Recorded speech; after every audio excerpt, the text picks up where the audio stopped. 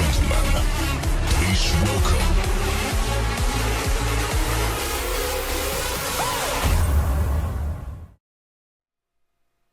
And once again, it's Tuesday at 8. You know what that means. It's time for another edition of the MCW Cast. I'm Legacy MCW announcer Larry Legend. I'm Dan McDevitt. And I'm Tara. Welcome. Yes, welcome once again. Episode 6, we're in the mix. We're almost to double digits. Not only that, breaking news available now on Spotify. Yep, absolutely. Yeah. Hopefully, Apple and Google Play in the next week or so. But right now, you can listen to us on Spotify. And we want to thank you all for listening and also thank last week's guest. Episode 5, we had a 2019 Shane Shamrock Memorial Cup winner, Mr. Excellent Brandon Scott. We talked about this last week about how he's been a fan favorite for so many years, and we got a lot of great engagement while the podcast was airing, and then during the replays, a lot of fans were really happy that we brought Brandon Scott in here, and they've missed him. Yeah. You know? Including old Wayne. I saw Wayne. Yeah. I saw Pops. Right on. Yep. Wayne Scott on the chat. Was chatting with him. He seemed to really like it. Yep. Wish he could have been up here for it. It would have been nice to see Mr. Scott. That's Well, right. I'll tell you this much. It's been like a trip down memory lane. Every guest, when we sort of reminisce about their origins, the first time that we saw them, and it just kind of whets our appetite for when eventually we will be able to have the fans back in the MCW arena and create so many more great memories and future guests to come. Absolutely. That's right. So if you want to interact with us, with any of our guests, past, present, or future, you can remember to use hashtag AskMCWCast on social media, and we'll see your questions and we'll respond to them. One of the comments that came up after last week, we were talking to Brandon Scott about who he'd like to see in future Shane Shamrock Cups, but one of our fans, Lou, agreed that he too would love to see a Shane Shamrock Cup with past winners. And he let us know that through Ask MCW Cast. So thank you for that, Lou. We think that's a great idea, and there were other people who agreed with you. So thank you. Yeah, there's enough Shane Shamrock Cups in the rearview mirror to make that happen, even with a couple of the past winners being unavailable contractually. So Adam Cole and all, but you look at the trophy, there's still enough guys to probably make that. It's a possibility. Absolutely. When we get back. And that's the way that it can happen very organically. Just ask MCW Cast. I want to call one out. This one is from a few weeks ago at the very beginning of February, and I'm going to shoot this one right to you, Dan, as the promoter of MCW Pro. Boom Shakalaka asked MCW Cast, after the pandemic is over, will we see Mantar in MCW? No one would be more happy about that than me. I freaking loved Mantar. I thought that was a great gimmick. Obviously, no one else did. Well, you know what? Two people did, apparently. Well, it's funny, first of all. Yeah, whoever Boom Shakalaka is on Twitter. Yeah, thank you, Boom Shakalaka. I thought it was a great gimmick. Yeah, I'll tell you this much. Mantar does make his rounds on the indies because... Does he really? Oh, yeah, because, he brings the big head out, the big, and the brown gimmick. Somebody get me a contact. That guy's booked. Yeah.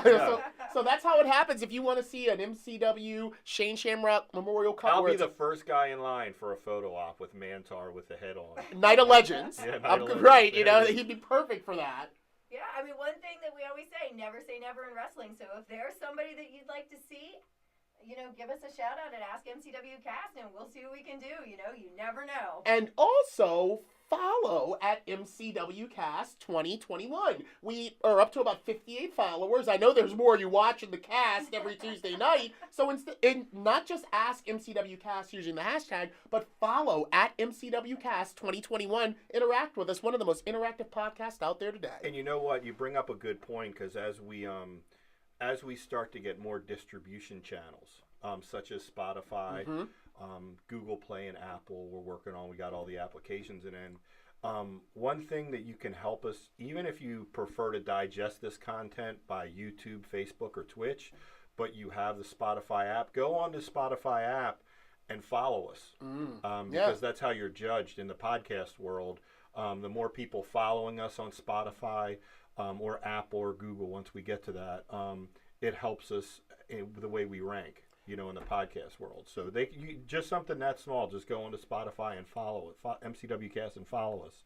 Helps us out. That's right, and as we grow, like you said, on more and more outlets, we want to shout out our early adopters, the ones that were there at the beginning, from episode 1, following us, showing us support. And that kind of gets you a little clout in the podcasting world when we know Dr. D and Greg Papalukas have been here from day one, just like out there in the crowd. So join us. Mo and Lisa. That's right. All of our supporters, the MCW faithful, jump on that social media, one of the most organic ways to interact with us, and we love talking to you. Yeah, I was just going to say that. We really do. And since we can't see you live and in person, being able to interact with you on social media is fantastic, and we're feeling the love, and we really appreciate that.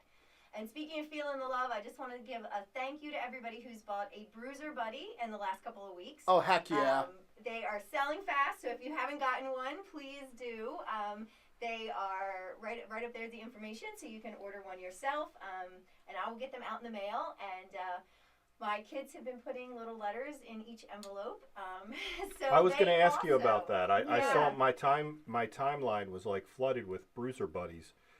And a lot of people, I saw that your kids are putting notes in. Put notes in, yeah. And you know what? I've been showing them all the pictures, and neither one of them were really active on social media or anything. And I've been showing them the pictures, and they love when people are taking pictures of their Bruiser Buddy, like posed in different places with a belt around them, or maybe up on a shelf, or just doing everyday things. I thought that was really cute. So I'll challenge you, if you've bought a Bruiser Buddy or you're going to buy one when you get it, you know, give us a cool picture. Let your Bruiser Buddy get out there and experience life. I'd like to see it. Hey, I got another challenge because not only... The Bruiser Buddy's the new gnome. Yeah, right? Spot him. Can you find the Bruiser Buddy? Yeah. I love it. I got another challenge out there. Our episode That's 1 great. guest, Leo Rush, he released some buddies as well. He And I sure just saw did. him put out an advertisement that he only has 5 left of one of the Wow. variants. How about pose your Bruiser Buddy with his #1 student, the Leo Rush Yeah. buddy? You can have both of them there side by side. We'd love to see that. Please, someone make a video of them wrestling. Yeah. Get one of the little toy rings. Get them wrestling. You could replicate the last match, you Right. know? You can have fun with your Leo Rush buddy and your Bruiser Buddy, but get them right now while you can, because they're going fast. Oh, they sure are. And you know what? They're so well made. I cannot thank the guys at Slam Buddies enough. They're high quality products, and they are getting a ton of orders from people all over the place. So if you are looking to get one, I would encourage you to do so very soon. That's because right. It is getting harder to get them. So thank you to everyone. Shout out to everyone to support the legacy of the Bruiser, why we're here gathered for the MCW Cast every Tuesday, and shout out to everyone who bought us a cup of coffee. That's right. We've got some new coffee club members. RJ2, he's one of our security Right guards on, here. okay. I want to say thank you to him and his family. I like the sound of that. Yep. And I'm not sure if I mentioned them last week or not, but Mo and Lisa and Rich Barnett are new coffee club members too. So thank you for that, and stay tuned, and you'll get to find out what all your perks are coming up, okay? All right, and after the break, the champs are here. The champs are in the building? The champs are here. They are. Wow, well, I can't wait to interview our guest right here on the cast. Two-thirds of the brand new Ring of Honor 6-man tag team champions. That's right. Our very own Soldiers of Savagery. Homegrown. Homegrown. That's we'll right. Be here after the break. Fuel the MCW Cast by visiting buymeacoffee.com/MCWcast. And for just $3, you can buy the cast a coffee. Or you can choose to become a member of the cast for just $5 a month and get several additional perks. That's buymeacoffee.com/MCWcast. Do you have a dream of entering the squared circle? Do you have what it takes to get out of the crowd and into the ring? Then the MCW Pro Wrestling Training Center is the place to begin turning your dreams into reality. Whether you are a male or a female, the MCW Pro Wrestling Training Center has years of experience and success to teach you, the student, every facet of the professional wrestling industry, including in-ring skills, promo skills, match psychology, and navigating your way to success in the wrestling business. The MCW Pro Wrestling Training Center has helped begin some of the industry's biggest names on their road to superstardom.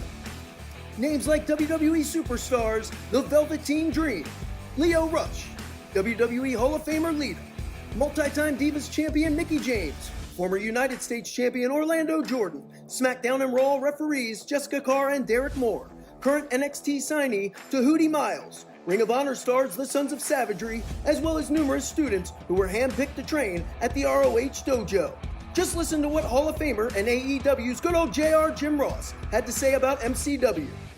MCW wrestling is it's what wrestling should be. They don't cheat the fans, and the talent works so damn hard. The great thing is that If you want to be a star, then you get trained in MCW's training camp is money. It's a great place to learn your craft and learn the right work ethic and the right professionalism.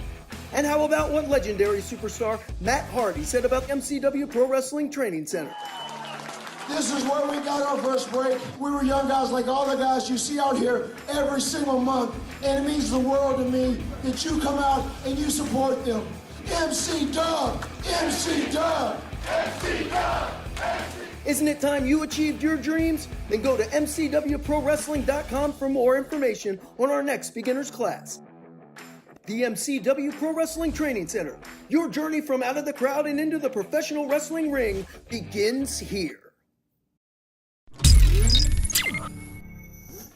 All right, great way to come out of the break with a commercial for the MCW Training Center.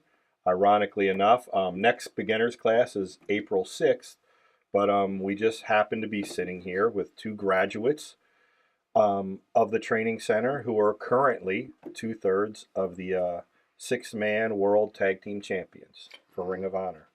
Soldiers of Savagery. How's it going, guys? Good, how are you? Pretty well. Pretty good, pretty good. Obviously, you guys are doing good. Yeah. Life is good. Man, congratulations. Thank you. RJ would be proud. Most definitely. You know, so you guys are kind of obviously breaking through, man. You know, breaking through. I know you guys were kind of just sitting on the sidelines a little bit, you know, for Ring of Honor, but they got you and Shane Taylor together, and man, what's it feel like? World champions. Feels great to be Surreal a champion. a little bit? It feels great to be a champion, but I still I don't feel different. Same. Yeah. Yeah, it's still surreal. Yeah, it's just like I don't know. It's I think it's that a couple years ago we were still here. Yeah. It was training, and it's like now we're on TV and internationally known as now six-man champions. And that'll forever be imprinted in history. Agreed. Right. Yeah, we made history, and I think it's like our first title defense. Like this isn't gonna feel real until we have to go and defend these championships on TV. It's not gonna really sink in. And it's, you know, how things fall into place, because you know, a couple years ago, like how you started out, Moses, you started out, you guys kind of came together. Was it whose idea was it to put you guys together with us? Was it Dean or RJ or Joey? That was definitely mine. It was my idea. Was it your guys' idea? Was it your guys' idea? I don't really remember. I just remember. You know, sometimes if the ideas are mine that I pitch, I remember. But I just because you were doing singles, and you guys you were doing stuff with Napalm. Yep. You guys all kind of got put to Napalm, and then it was like I didn't really remember which one was it. I just remember all of a sudden it was. But I remember Dean or RJ, and they came and they're like, we want to we feel like we got something special here with like these two, and we can push. And they were right, you know, to their credit. Sometimes, you know, from years me being a trainer, sometimes you just see it with guys. Like you can look and see like, man, there's something special when we put these guys together. Because you were doing singles before that, and obviously it worked out. Yeah. You might as well tell the origin story. What's that? Literally, so I was doing singles, and that's back when I was working as originally I was Q the Dog, and I remember after that show I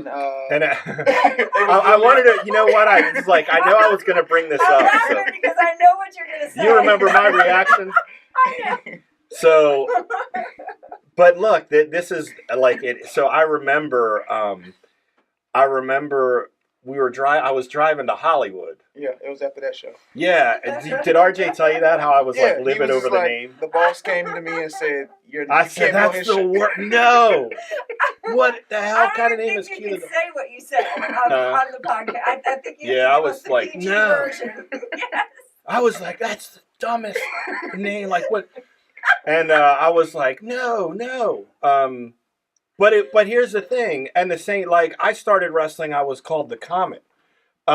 So we all had. Remember, Leo was L.I. Green, and I remember that. Yeah. I was terrorizing. You were So, terrorizing. yeah. Like, That's so right. we You all all have have that some when we cringeworthy start, right? moments, Like, yes. just names, like, they were so dumb. We could, I remember, like, and Leo was so convinced that L.I. Green was a great name. Like, we couldn't convince him. And Patrick was Rick Powers. Yes. And the same, and I was like, Patrick, like, that sounds like a freaking 80s porn star. I mean, I loved You know it. what I mean? I loved Rick Powers. You know, and I was like, miss him. that's L.I. Green and Rick Powers.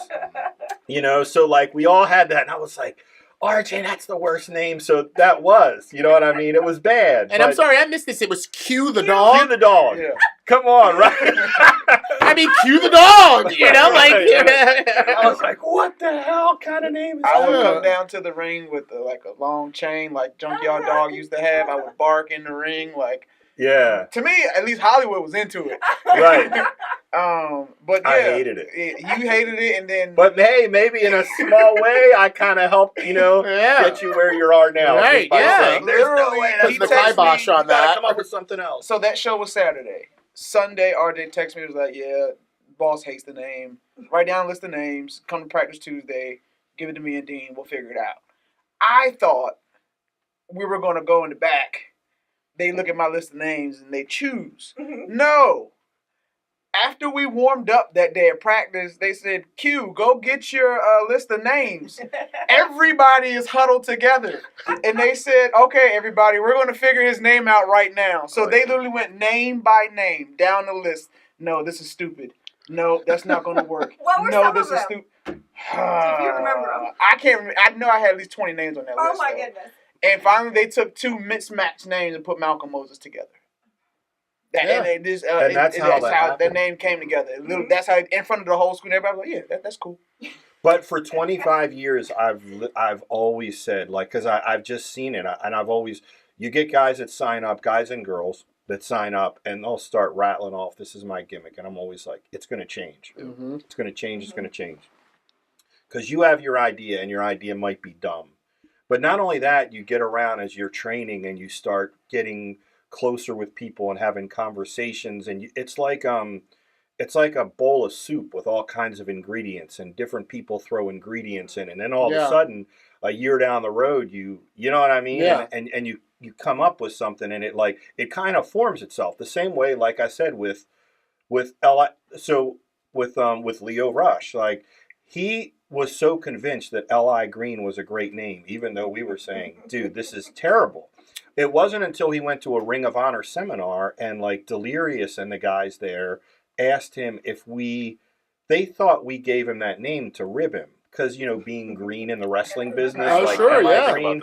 So they were like, they pulled him aside and they were like, they thought they saw his talent in the ring, and because he came to us and he was like, all right, you guys are right. And this was like right before he won the Shamrock Cup. Mm-hmm. And we were like, what? And he's like, okay, you guys are right. It's a terrible name. And he tells us a story. Like, they pulled him aside and were like, you're really talented, but like, this name is terrible.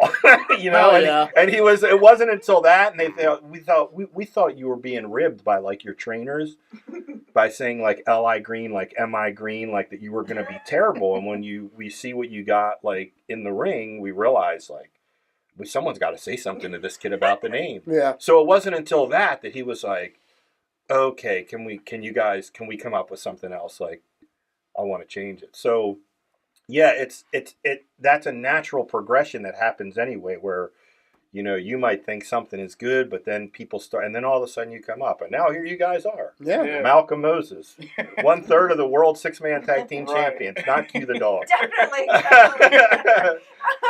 So I'm just trying to picture them announcing your name as the winner, as Q the dog.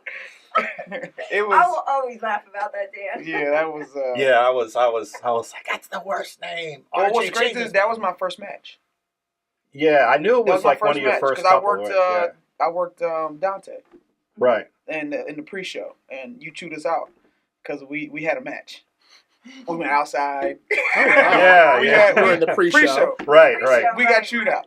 But fast forward to January 2017, and he had just started. Like that was his second day of practice was when I tore my meniscus. Right.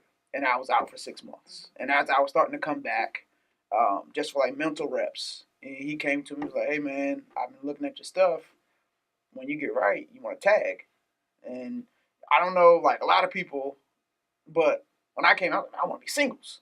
And I was like, man, why not? Like, I clearly just lost my spot for the past 6 months, so why not give this tag thing a shot?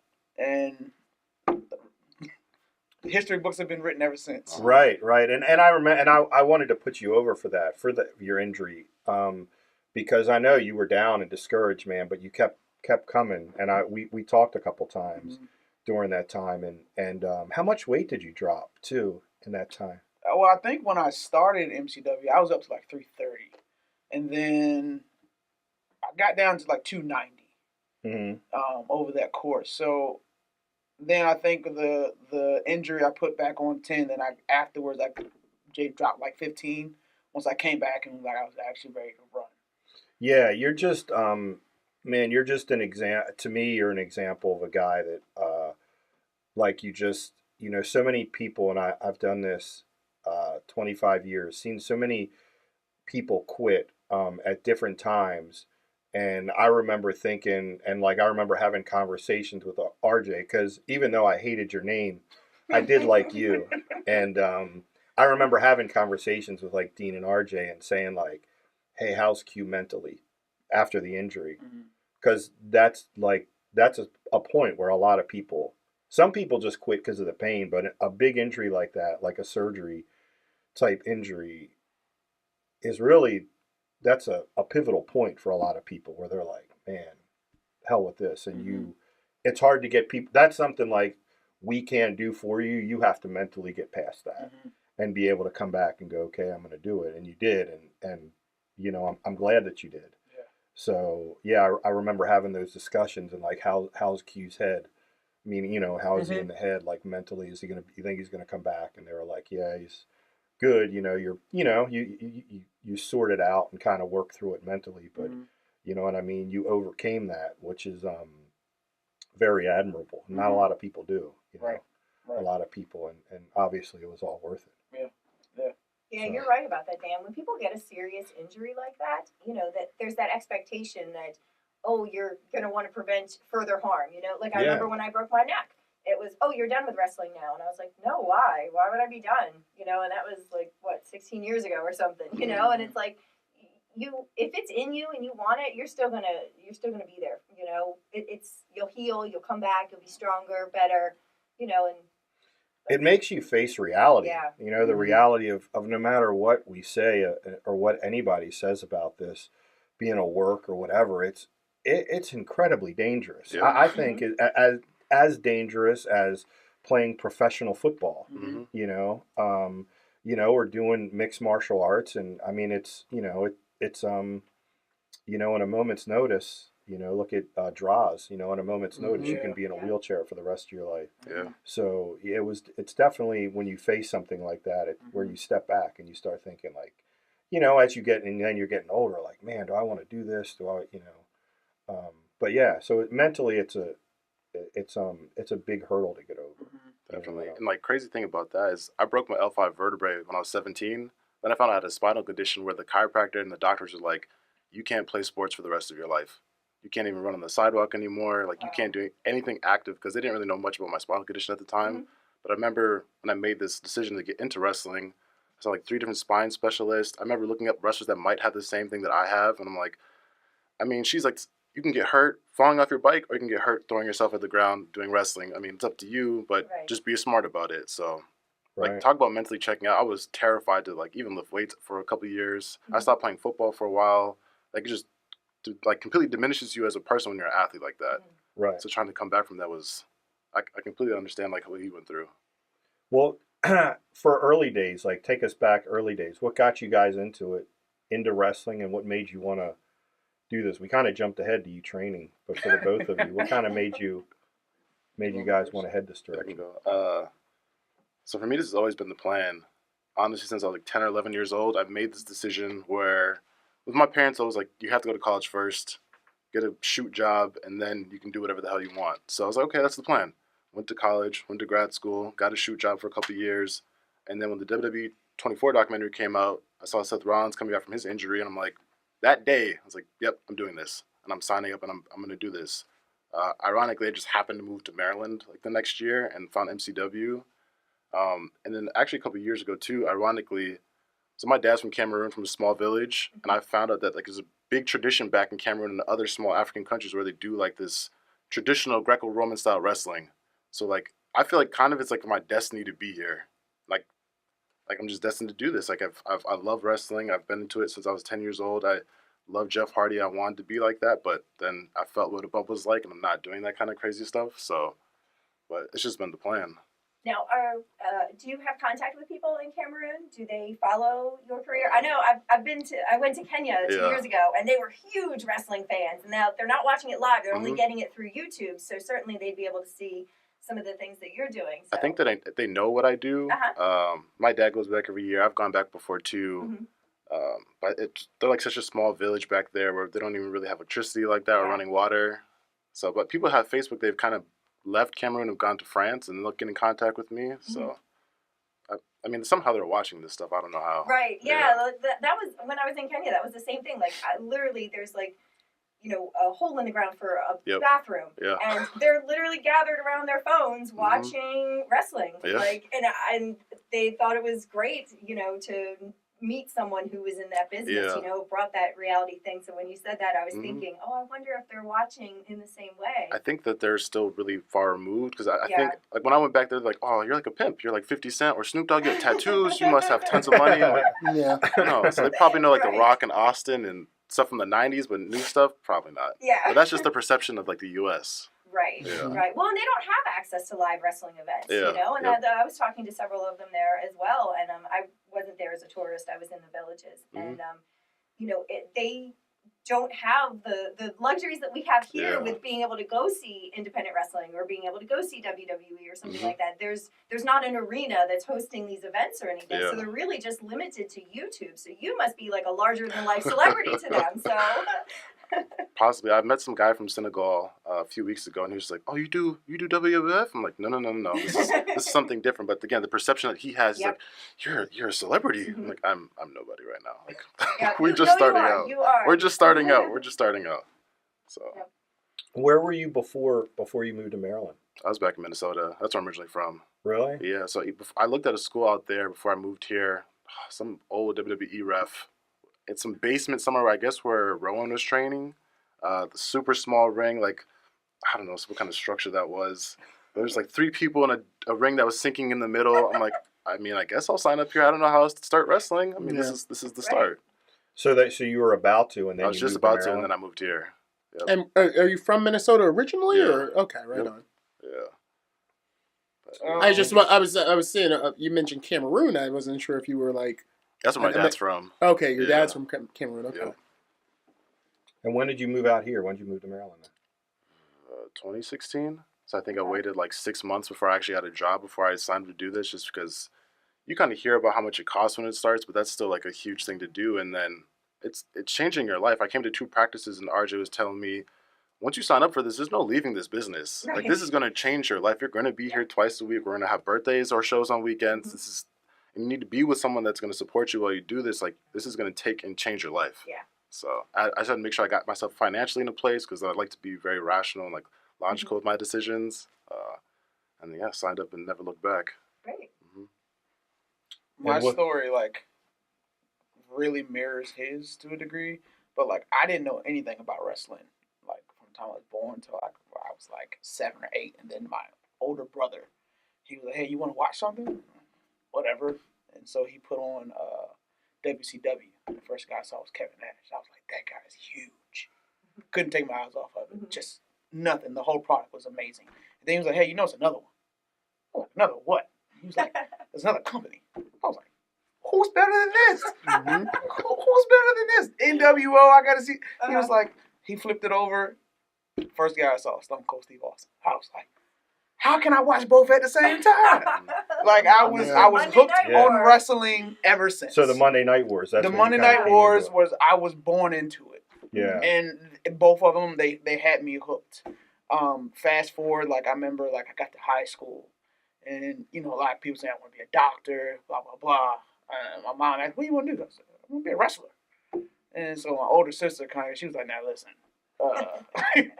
it's fine that you have this dream, but I need you to be realistic about things. Like, not everybody can go do that." Right. And of course, at that time, like I tried to listen to older people because they have experienced the world, and they were like, "You want to get an education, you want to have a backup plan." And my mom said that I don't care what you do, just go to school first. So just like him, I went and got my degree. I graduated. I came back home. I worked for about a year and a half, and I was like, I'm not working a 9-to-5 forever. Like, this is for the birds. And I was like, at this point, I was like 23, 24, and I was just like, what do I want to do with my life? Mm-hmm. Like, it's not working a regular 9-to-5. And so I was like, why not go chase a dream that I said I wanted to do when I was younger? And so I started looking around, and the first school that I thought I could afford at that time was WWA 4 in Atlanta. And at that point, that was being run by Mr. Hughes. And I went down there for a camp, and I was like, yeah, I can do this. You were living up here? I was living up here, and I was looking, and luckily I had my older sister lives down there. So I just flew down there. You were just going to stay with her or whatever while you went Flew there. down there, did the week camp. I was like, okay, I'll be back. Came back up here looking for a job, couldn't find a job in Atlanta. So I was like, well, let's start looking for schools in Maryland because Atlanta's not working out. And found MCW. I said I put the stuff in, I want to come. I was supposed to meet Dean, but Dean couldn't make it. First person I saw was RJ. And you imagine looking up at him, that's the first person you see. And by the end of our conversation, he was like, am I going to see you on Tuesday? I was like, yeah, like I'm coming. And story was written ever since. Wow. On my first professional match that I had, November 14th, 1993. You remember your dates. Yep. The first match, one of the most memorable things for me that night was Mr. Hughes. Ian Rotten was the promoter. He was livid, and I'll just remember Mr. Hughes walking around, and Ian was trying to pay everybody in check, and then Mr. Hughes got in his face, and his finger was like... Yeah, his fingers are kind of... His finger is like stuck like that. That one that, you see him, and I'll never forget, and kept getting in Ian's face, and he's saying, "Big cat don't take no check." You know what I mean? Like, for my first night in wrestling, he just kept yelling, and like, I remember him turning, and he's like, "You all hear that? Big cat don't take no check." He didn't just tell Ian, he was telling everybody in the locker room. Right. And of course, the first night, I'm like terrified. Oh my God, it's Mr. Hughes. Yeah. And he's a big dude. Yeah. And he's like larger than life, you know what I mean? And he was just telling everybody, like, hey man, you better listen to him. Big cat don't take no check. You know what I mean? He got his cash. Ian paid him cash. I'm sure he did. He found the cash for the big cat. Yeah. But he let everybody know, big cat don't take no check. Wow, that's amazing. Ian Rotten and Mr. Hughes. I wanted to ask both of you before we take a break. You both mentioned you have degrees. What degrees do you have? Our fans love to find out these other lives that we have, like we're not just wrestlers or we're not just in the business, but I think that's an interesting thing that our fans would like to know. I got my bachelor's in fine art, and then I got my master's in graphic design. And I have a bachelor's in mathematical sciences. Oh, Bachelor in the Fine Arts. Where'd you achieve that, if you don't mind me I asking? went to a small school in Iowa called Luther College. Luther in Iowa? Yeah, Decorah, Iowa. And what was the arts? What was it that you studied, if you don't mind me asking that as well? At that time, I was focused in like sculpture and painting, and then my senior year I switched to design because I wanted to get into like designing magazines.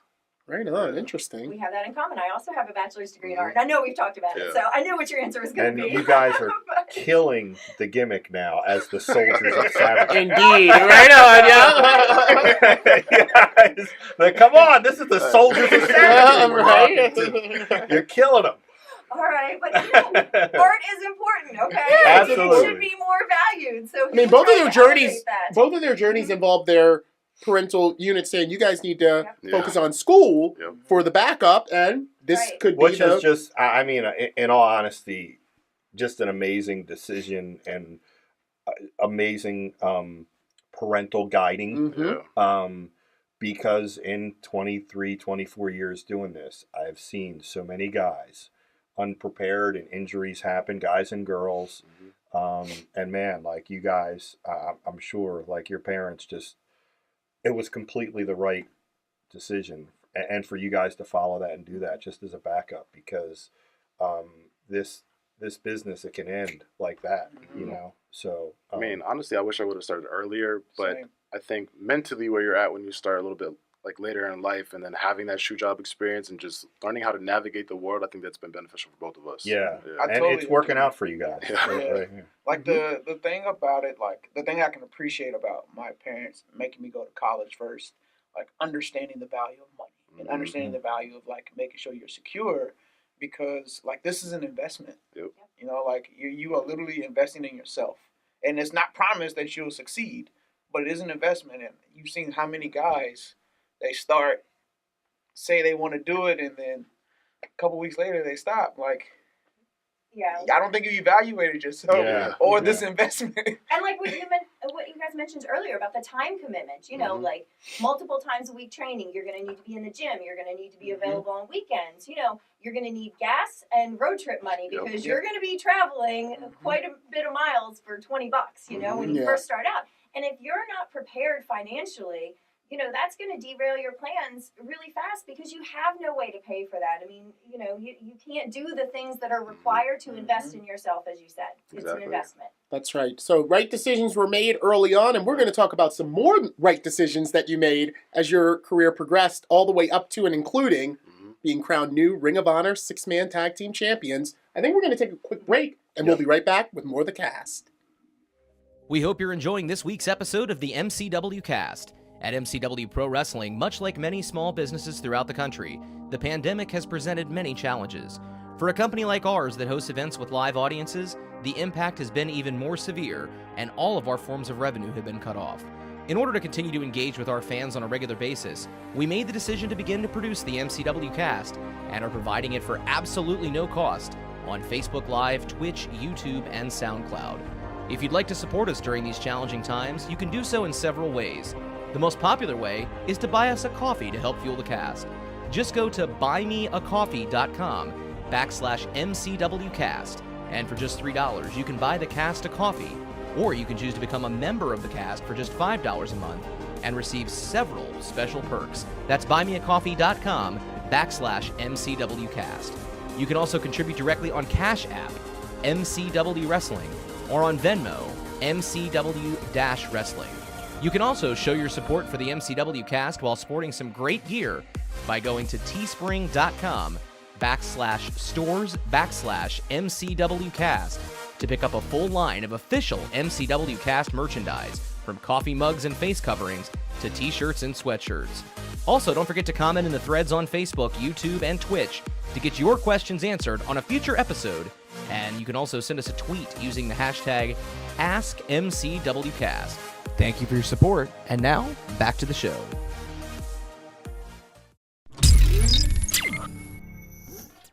All right, we're back. We talked about making a lot of the right decisions, which ultimately, like we mentioned, led you to the current glory that you're experiencing in Ring of Honor Wrestling. But like with a lot of guests that we've had, I missed a lot of your ascent here in MCW. I missed a lot of your, accolades, really. I would only come in for the Shamrock Cup. So take me a little bit on the journey of when you came together in MCW and kind of reaching that level of success right here in your home base.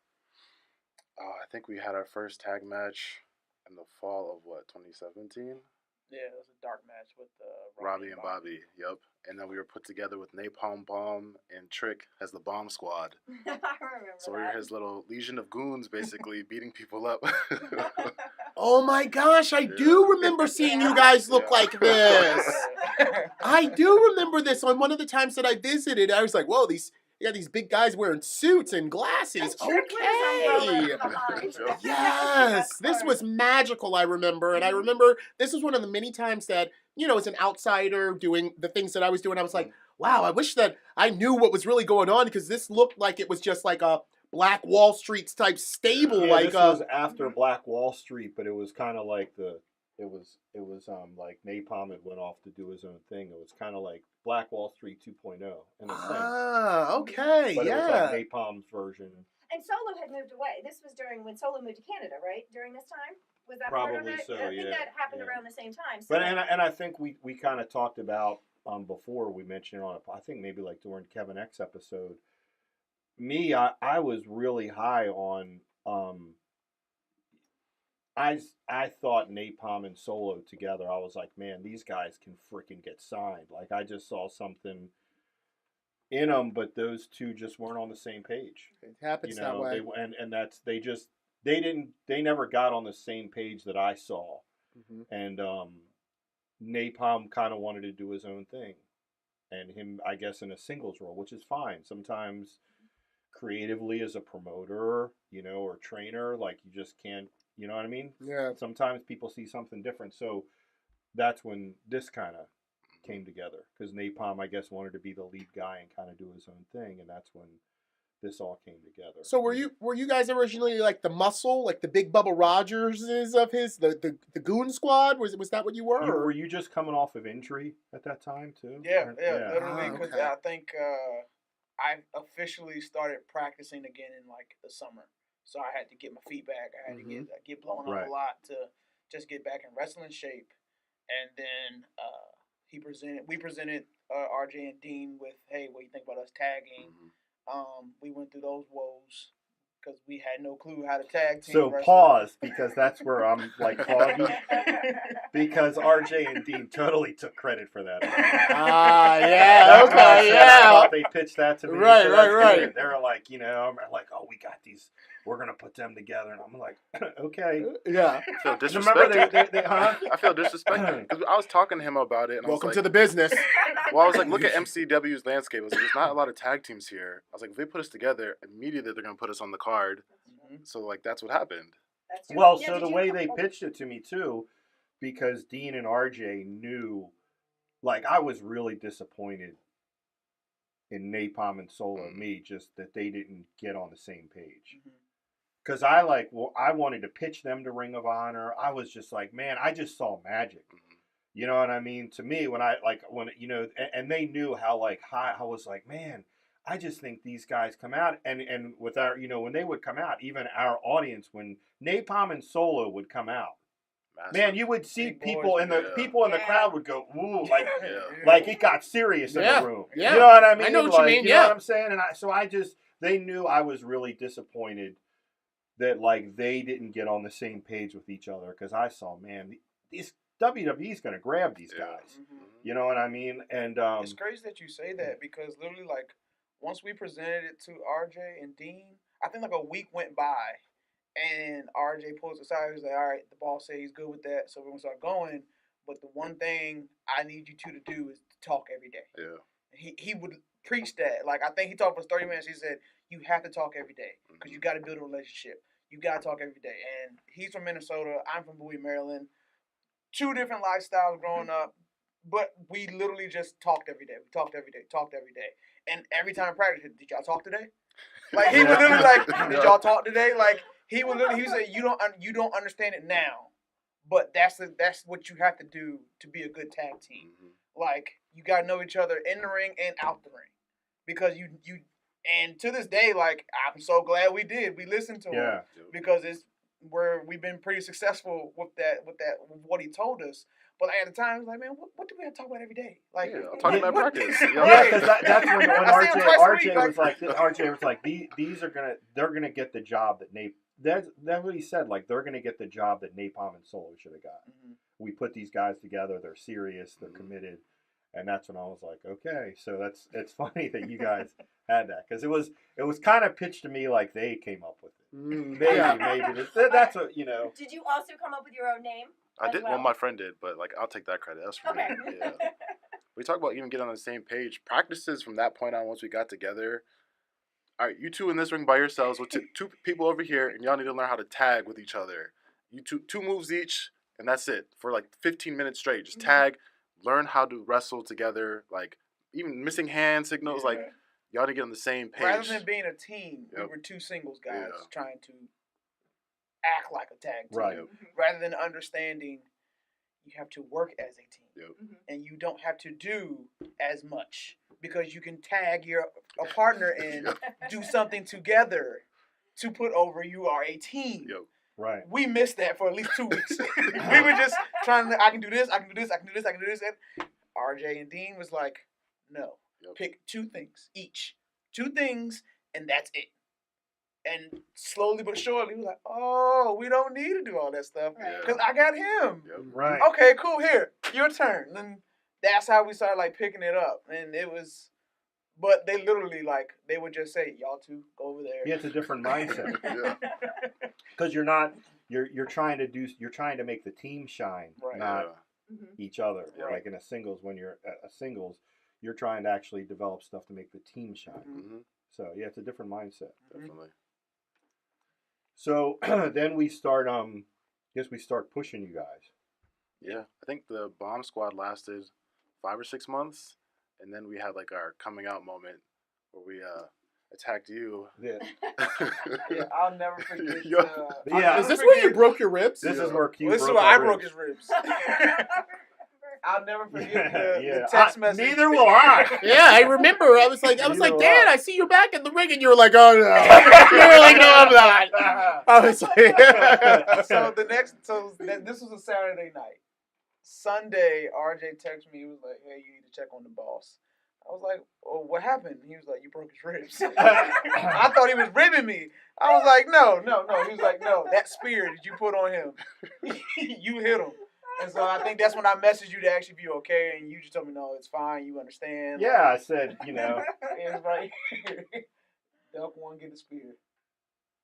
Boom. Oh. Ribs broke. We were hyped up. Yeah, we were hyped up. Was it Christian? Yeah, was it Christian York? Yep. Was out there, and he said, on the floor, he said, he came over, he said, come on, we gotta go. We got a powder. And I said, I can't effing move. And he was like, what? Christian's like, what do you mean? I said, dude, am I still together? you thought he cut you in half. I said, and Christian said, yeah. I said, I can't feel anything in my waist.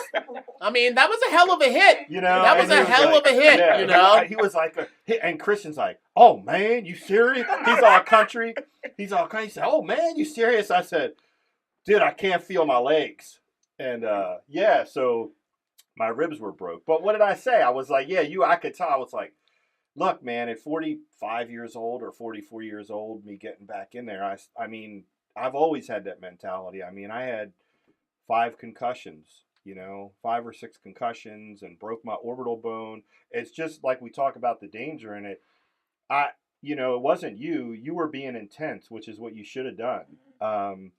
That's it. You know what I mean? Like the reality is, anytime we get in the ring, we take that chance, and that's what I told you. I'm not, and I've always been one that is like, I'm not gonna do anything that I wouldn't ask people to do, or have a different mentality. I never led like that. Like when you said, we were talking about the one time we did fire in MCW, and was like, I got thrown in the fire. Yeah. Because I wasn't going to ask somebody else to light a table on fire and get thrown in it. So I was like, I'll do it. I'm not, or thumbtacks. I was like, I'm not going to, I'll do it. No, it was fire. It was probably fire and thumbtacks. It was probably both.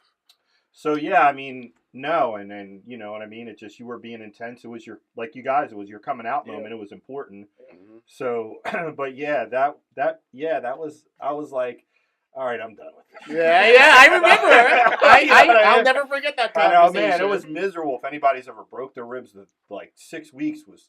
I did. I broke them when freaking horrendous, man. I was training. When we were at Bone Breakers, Yeah. I broke my ribs on a suplex of all things, and then rebroke them again 6 weeks later. So The most, it hurt.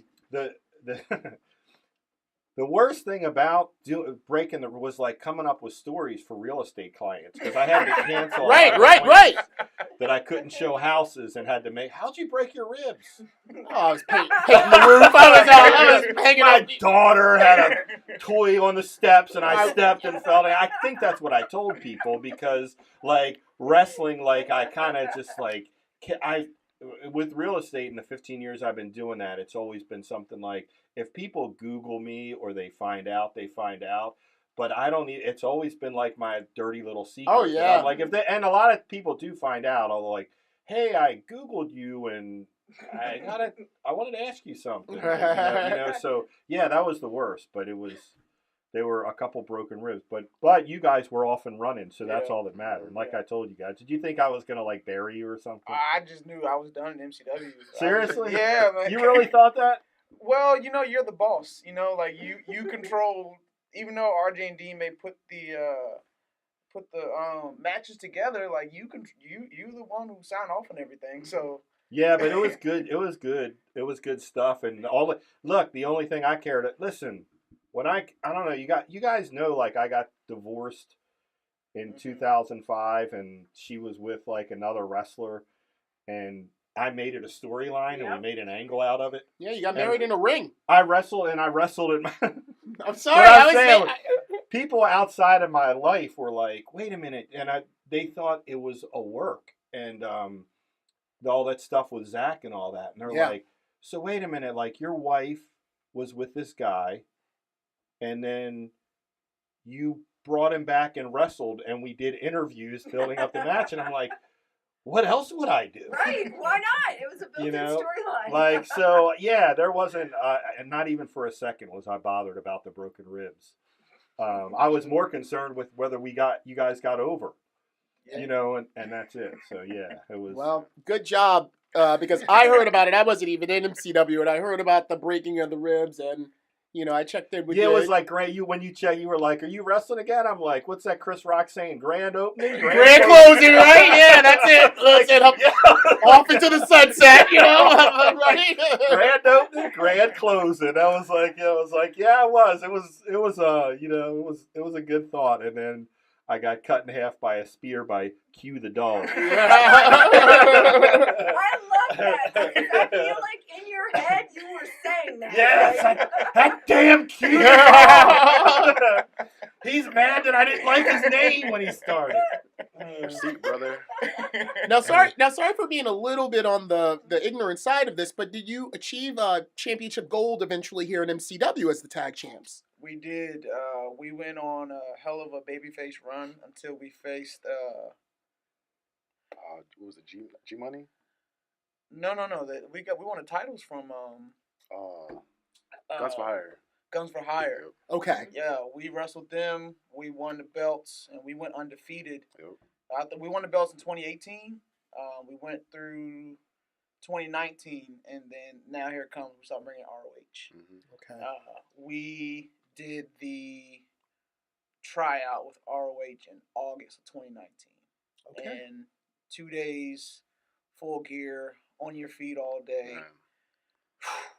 Rough. It was rough, but we toughed through it, and they invited us to start training at the ROH dojo. Mm-hmm. I got to tell you, those ROH seminars are major key. I'll never forget Leo Rush. And I think Patrick went to one too, as he was trying to find a home outside of MCW. He did. I think he went to one maybe it was right after Tough Enough. Right after Something Tough Enough, yeah. Enough. So that was one of the best decisions that you both could have made, was getting that ROH seminar and toughing it out as you described. Right. I want to take a minute and clarify for some of our newer fans, or maybe people who aren't familiar with your beginnings here. You went by the name Sons of Savagery. Yep. Yes. So if you're looking up our YouTube channel or looking for videos or anything, you're going to see that under Sons of Savagery. Actually, I just had all that changed.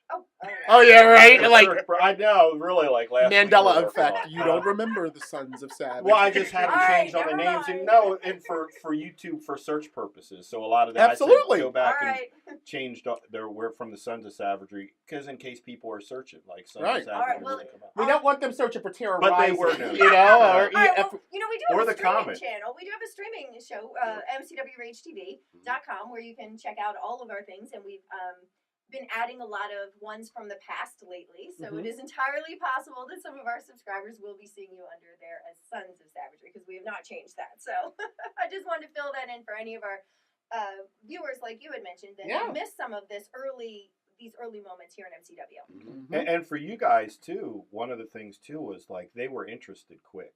Yeah. Like after you guys, I don't know, like a lot of times, they, companies like that, Ring of Honor, whoever, WWE, they might be like, okay, these guys or that guy was good, and we're gonna keep an eye on them. Let us know if there's ever any interest. Like, we like them, but not like let them stay out there and get seasoning. Let them stay on the indies and get seasoning. But they were interested in you at pretty quick. Because honestly, you guys were just getting up and running and starting to get over. So when I can't remember, RJ or Dean told me, it was like, yeah, Ring of Honor won him, and I was like, damn. But in a sense of like, man, we're just selling your ribs. yeah, I'm still recovering. Come on, man. I'm just, my ribs are still broke. Right. No, it was like we were just, so you were just, and from an independent promoter, it's not always easy to get guys over. So we're just, and there was a lot of stuff we could have done with you, and a lot of, you know what I mean? So it was, but it's happy, but it's also like, oh, well, okay. You know what I mean? I guess we're going to lose them. Bittersweet. It's bittersweet. You're seeing your kids get, elevated, which is going to do anything. We still had, because they're starting to get over, there's a lot of fresh ideas. Right. There's a lot of fresh ideas that we can't put into play because we're going to. You got to start planning their exit now. Yeah, we got to their farewell. Yeah, grand opening, grand There closing. you go, yeah. You talk about bittersweet. I don't think I even told Moses this. When I found out about the tryout, I was talking to Ken Dixon. I'm like, I don't think I want to do this. I didn't want to do it.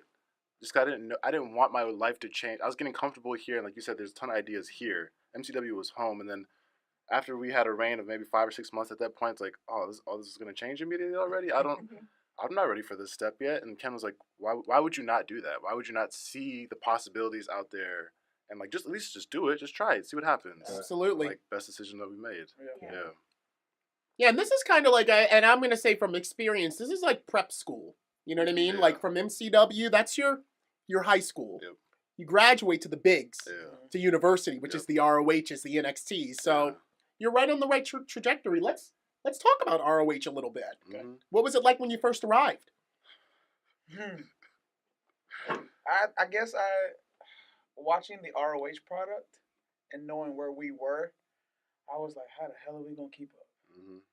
I just don't know.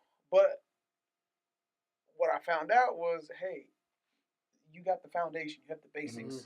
We can teach you all the rest of that stuff. Oh, okay.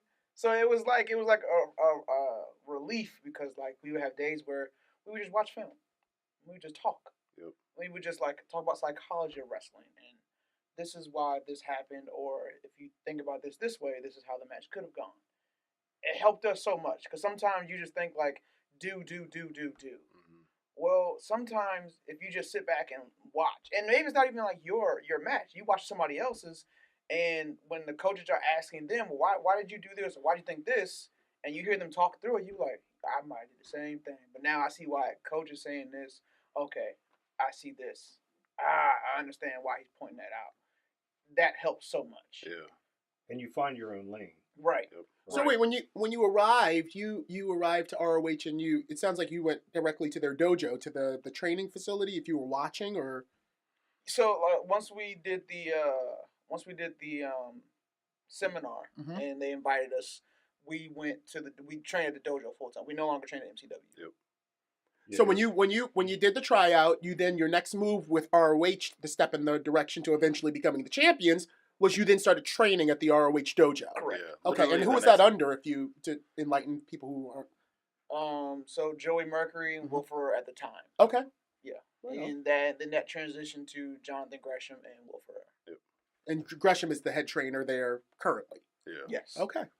But it was literally the day after the seminar. Oh, show up on Monday. Monday at 4 o'clock. And you're here Monday through Thursday, 4 o'clock to who knows the time we'll get done at. Right. Wow. Yeah. Right. All right, well, we're going to take a quick break, and when we come back, we want to hear a little bit more about this experience in Ring of Honor and the training there and some of the competitors that you faced in your journey there at Ring of Honor. Yeah, I want to hear about maybe some of the alliances you formed, if you felt like that you were being hazed or not welcome. I'm curious about things like that because depending on where you are, it can sometimes feel that way. We're the new kids on the block. What do you got? So yeah, after this break, let's talk some more with SOS. All right. We hope you're enjoying this week's episode of the MCW Cast. At MCW Pro Wrestling, much like many small businesses throughout the country, the pandemic has presented many challenges. For a company like ours that hosts events with live audiences, the impact has been even more severe, and all of our forms of revenue have been cut off. In order to continue to engage with our fans on a regular basis, we made the decision to begin to produce the MCW Cast and are providing it for absolutely no cost on Facebook Live, Twitch, YouTube, and SoundCloud. If you'd like to support us during these challenging times, you can do so in several ways. The most popular way is to buy us a coffee to help fuel the cast. Just go to buymeacoffee.com, patreon.com/MCWcast. And for just $3, you can buy the cast a coffee, or you can choose to become a member of the cast for just $5 a month and receive several special perks. That's buymeacoffee.com/MCWcast. You can also contribute directly on Cash App, MCW Wrestling, or on Venmo, MCW-Wrestling. You can also show your support for the MCW cast while sporting some great gear by going to teespring.com/stores/MCWcast to pick up a full line of official MCW cast merchandise, from coffee mugs and face coverings to t-shirts and sweatshirts. Also, don't forget to comment in the threads on Facebook, YouTube, and Twitch to get your questions answered on a future episode. And you can also send us a tweet using the hashtag AskMCWcast. Thank you for your support, and now, back to the show.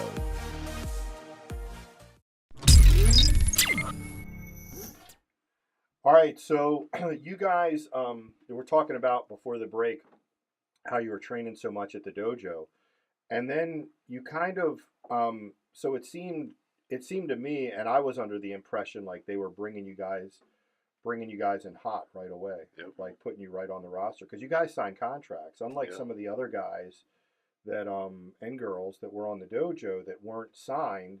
You know, there was no commitment. It's like a handshake deal. It's like a handshake. Yeah. You guys actually got contracts, which is one of the reasons we lost you. And I was saying I was a little disappointed because we were, like, I felt like we were just getting you revved up. Right. Our fans were getting behind you, and I, you know, we all kind of had all these ideas for you. So then you kind of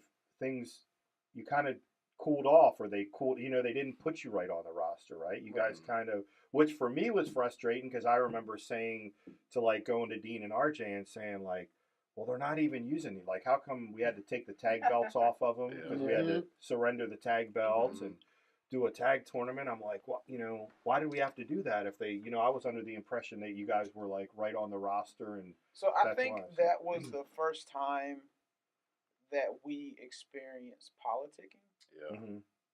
Because there were plans for us. Like, I think we signed our contracts in April of 2019. There were plans for us not almost a month after that. Yep. Right. But we found out, like, a week before we were supposed to do what we were supposed to do, that got cut. Yeah. And that brought us to the harsh reality of, one, politicking, but two, that this is a business. Right. And anything, until you actually get their day of, until you actually walk out that curtain, it is not. Nothing is in stone. Right? It is not in stone. Everything can change. Yeah. And I think that was the hugest slap in the face for us. It was like, damn, okay. Sometimes you just have to really wait. Don't get excited. Yeah. Don't get excited until, all right, we're a gorilla. Our music hitting. Oh, all right, we're out here. Okay, now it's happening. Yeah. Yeah, and I understand that too. And as a promoter, I mean, sometimes things beyond your control changes stuff. But for me, I remember I was just frustrated. And I was like going to Dean and RJ. I was like, man, what happened? Because, like, we canceled all these plans that we had for you guys. I was like, if they weren't ready to go run with them, like, we could have finished them up and run for a couple months with stuff we had. So you guys experienced that, and things kind of cool off for a while, but then all of a sudden you end up back in the mix. Was it with Shane Taylor? Is that what happened? You guys kind of got put with him? So when we made our first couple debuts, we weren't really with anybody. Yeah, it was just go out there and beat people up. Right. But each time we went out there, Shane Taylor and Bubba were both out there on the apron, like, who the hell are these two guys? Yeah. Right, I remember that. Yeah. Like, who are they? Like, here, beating up Lifeblood, and then we get them again in Chicago. There was no real direction there. And then I think that's when they cooled us off again. Right, they cooled you off the second time. Yeah, we cooled off again. And, you know, as a worker in this business, especially in a business where your age does come into a factor, and though we're relatively young, we're both like, hey, man, like, we're burning up time. Yeah, exactly. Tomorrow's not promising. I'm getting older by the day. So what are we doing? But then that's when Shane approached us one day. I forgot where it was. It was backstage. Was this was in Chicago? That was Atlanta. No, this is Atlanta. No, this is Columbus. That's Columbus. This is Columbus. And this is a couple months, I guess, before the. So this is COVID and all if I'm not mistaken, it was still warm outside. So this is around like the fall of 2019. Okay. Gotcha. Yeah, because we signed in March, and then they made this huge deal. It was like the resurgence of the ROH dojo. So Right. they released the article, like the first signees of the dojo, and then Yeah, you guys were kind of like the Yeah. cover of that, basically, like Right. a picture of you guys signing the. So then, like, we disappeared for a little bit. Then we had these run-ins, like, okay, here's the first 2 signings of the new dojo, making impact, and then we disappeared again. And we're just training every day in the dojo, just kind of frustrated. Like, what are we doing? Like, because we have ideas brought to us every other week, maybe or so. And like, oh, that's cool, but until we get there, until we're in Gorilla and people are already out there, then I can't get excited. Right. Yeah. I think I had my scariest moment as a professional wrestler before that. Before our very first time on Ring of Honor television, is we're standing in Gorilla waiting for our spot to come out, and Bubba walks up beside us. He goes out before us, so he's watching for his spot. And so it's time for him to go. He turns to us and says, "Here's your spot, kids. You only get one shot." And then he walked through the curtain. That Yeah. sounds just like what Bubba That would do sounds to like some Bubba. brand new kids that are about to come out for their biggest thing. Yeah. It's your spot. Don't mess it up. Yeah. And you're like, right? Yeah. I was just like, man, can't mess this up now. Like, Right. and we didn't. We did what we needed to do. But that's a tactic. What did because Bubba say to you afterwards? Probably did anything positive? Maybe not. He was Probably. like, everything looked good. I just would hit my finish sooner. And then he Yeah, just because he's got to critique. That's Bubba. He had to critique. Yeah, but those butterflies that he put inside of your stomach probably, I know that there have been times when I've had to perform on a large stage, and it's those butterflies that I think carry me through to make sure that I don't mess up, Yeah, you know? exactly. So, Yeah. he knows what he's doing. And He's then, he's a hard guy to read too. Yeah. He's Yeah. a really hard There's been a guy to few read. times with him when we walk back to the curtain and he just smile at us and just maybe wink. I'm like, Right. is that a good thing? I don't know what you expect. No, listen, I years ago, like when I started, probably 06, and I had known him when I was going up and doing stuff at ECW, and I remember talking to him about bringing him and Devon in, and I remember talking to him on the phone, and he said, "Corporal, I really like you, brother," and I said, "You do?" Like, I didn't think he did. I remember the phone conversation, and I was the most shocked about you saying you liked me, because he was like, "Yeah, I like you," and I was like, "Oh man, you had me fooled. I thought you hated me." Like, you know what I mean? I said, you had me fooled for years, Bub. I really didn't think you liked me. He's a hard guy to read. Yeah, definitely. But incredibly knowledgeable and a good guy to have on your side. Definitely. He was actually at our from a tag team too. Right. What better guy to give advice? He was at our seminar, so he played a part in giving us the nod. The evaluation. Yeah. I remember, and that's something too. I remember hearing that, and I remember it was like Bubba. I remember hearing that Bubba really liked you guys, and I was like, wow, that says a lot, because he's pretty hard on people. He doesn't like a lot of people. He really doesn't. So I remember hearing that, and I remember that jumping out at me. I think Dean told me, it was like, yeah, Bubba really likes them, and I was like, wow, yeah. And I think he had something to do with you guys getting signed too, probably. I hope. I think he pushed. So Probably, yeah. So you kind of bounced around, kind of on like a holding pattern, still training at the dojo. When did you know that, okay, we're here? Like, when was it like, I'm obviously you got the contracts, you're training, but still there's kind of like, we're supposed to start, we don't start. We're hanging out here, we're training, we're learning, but we still haven't really like got off and running. When did you know, like, okay, here we go. We are doing this thing. To tell you the truth, it was the very first match we had back during COVID. Yeah. Okay. So, like I said, I forgot where it was when Shane came and told us that we're going to be with him. We're part of STP. We were like, cool. So we're with him. COVID hits. Mm-hmm. Literally, I'm on the plane in March when the email comes out, hey, show's been canceled because of COVID. I was sitting on the plane, so I had to get off the plane. And Oh, to go to the show. Vegas. Yeah. We were That's going to right. Vegas. You guys That's were going to Vegas. right. I was Yeah. I was on the plane at BWI. It was like a legend show. Like Necro was supposed to be on it. Yeah, they were it bringing was- back it a was lot of really And people. that was the Past, same week yeah. we had Hollywood and Joplin. Yeah. That was Right. everyone's Right. last. Everyone ended that. Yep. Everyone ended. Yeah. And I remember you got Ring of Honor was the only holdout. What a crazy week that was. Like when the story's written, My like gosh. yeah. literally, like what happened in a 5-day period, it felt like months. I'll never forget. Mhm. It started on a Monday for me with a call from the Athletic Commission, and we had Joppa and Hollywood, Friday and Saturday. And I remember him saying to me, Pat saying, "Hey, what are your plans for this weekend? Are you prepared to cancel these shows?" And I said, "For what?" And he's like, COVID. And I was like, "That flu thing?" Everybody, Dan. You know what Everybody I mean? at first. Yeah. And I remember it escalating those Mhm. 5 days. And it was only 48 hours later by Wednesday. And Pat's like, "Dan, these shows aren't happening this weekend." I said, "For what? It's a cold."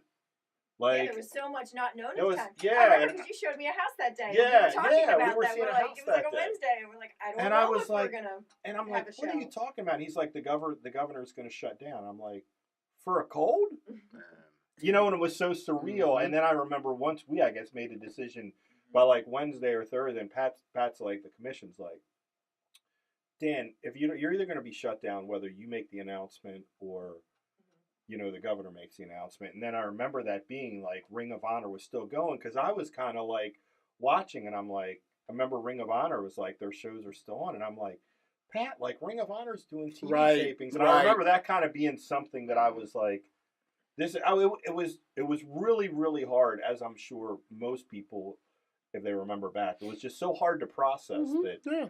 quote unquote, a cold At the time that we was were going to thinking. shut. Yeah. That we were We thinking didn't at know. the time. We didn't know. Yeah.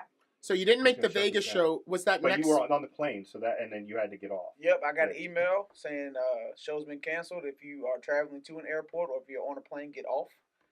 So I got off and just went back home, and then nothing, and nobody was doing anything Right. because of COVID. And then the first one we had was in like August of Yeah. 2020. Yep. So the first bubble, and so at this point, like they had just shown us doing some run-ins, beating up people with Shane. They just kept re-showing stuff, slowly right? building us like with Shane and building STP.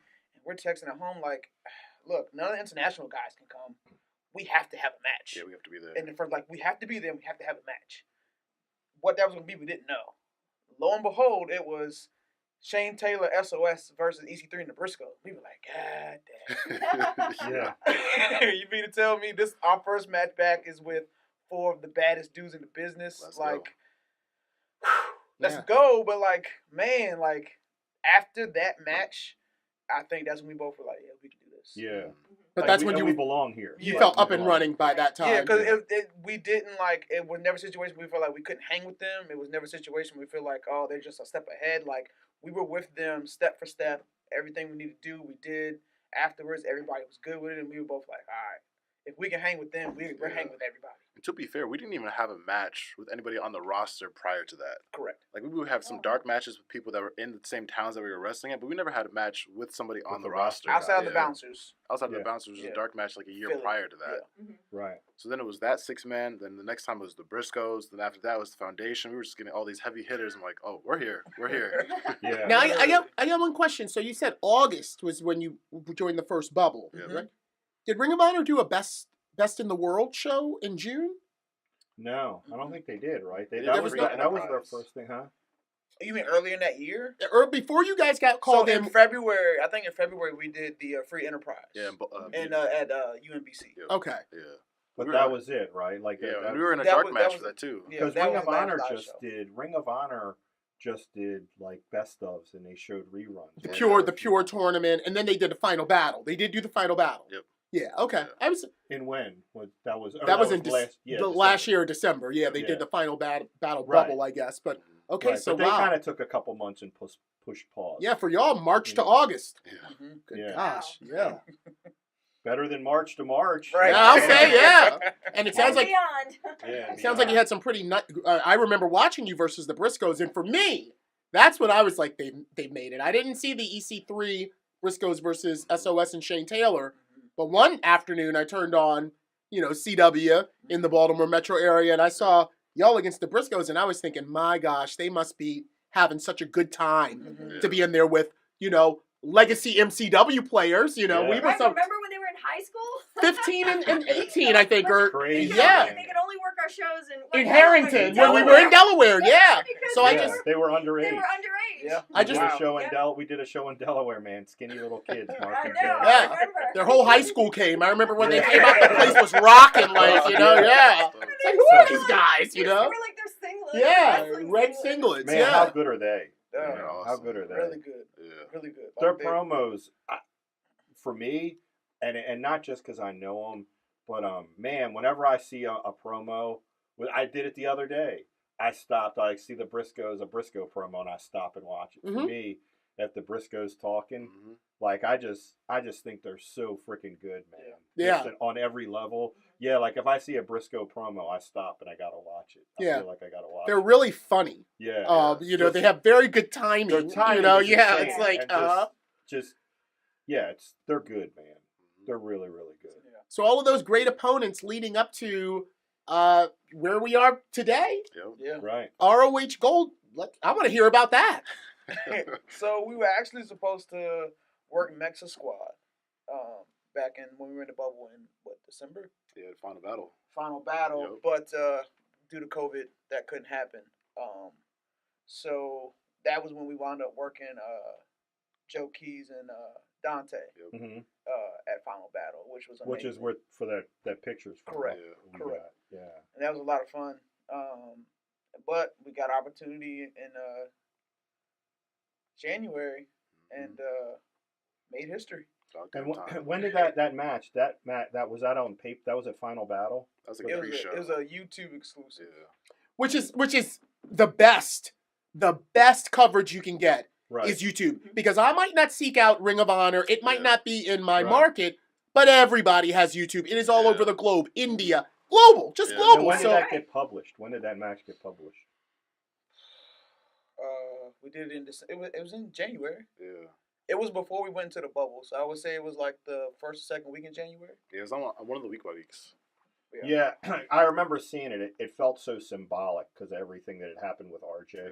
Mhm. I remember seeing it and seeing that picture, and it captured me because, like you guys were for that RJ was pushing for and had gotten close with and been working with.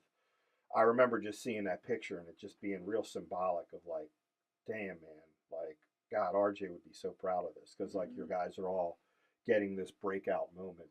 You know what I mean? Yeah. Like all four of you. You know, it's common in times like, you see students come through and this guy gets a break in time, but like all of you guys starting to get that light shined on you at the same time. That's what stood out to me and was like, well, I reached out to you and was like, hey man, I need like the high definition. I want that picture. Just for me, it was real symbolic of just like everything with RJ just passing and you guys getting it. That's why I reached out and was like, hey man, I need that photo. I want to hang it in the studio. Like it's for me, it was really symbolic. Yeah. And It's like it if felt there was a MCW Pro timeline and you had all these images. Brian Shane Shamrock Hauser would be one of them. Yeah, that would definitely be in the 2020s of our legacy of what we built. Yeah. That would definitely be a bubble that you would be able to see. And at this point, RJ's kids, hit it big, and we're all over the place shortly after his passing. So it's very symbolic, and I definitely feel that. I got another one. I don't mean to take over here, but what was the? I remember that this is the 6-man tag team championships were one of the last new emerging championships for Ring of Honor. So my question is there any added pressure? This isn't like the tag team championships that have that long lineage. You have a newer belt to the fold of the Ring of Honor echelon. You feel any additional pressure knowing that essentially y'all are the babies of the company? The brand new champions with a brand new lineage of a belt. I think if I have any pressure, it's internal. I think these belts held by great champions in the past, but we've heard they've had like some bad juju on them. People have been getting hurt or something. People have left the company. And I think for us, this is our time to establish these 6-man championships here at Ring of Honor. Like we're going to go on a run like it's never been done before. And so this is our time to really make history and kind of scrape away the past, and Mhm. here's the new present, the future to these belts.